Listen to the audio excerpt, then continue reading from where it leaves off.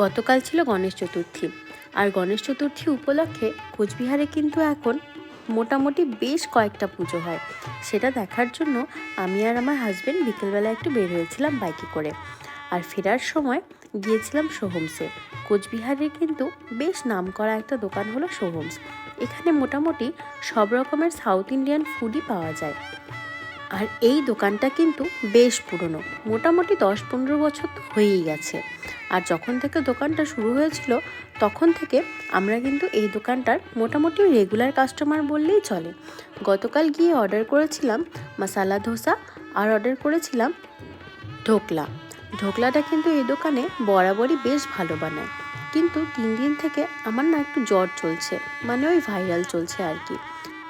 তাই মুখে যা দিচ্ছিলাম সবই তিতকুটি রাখছিল।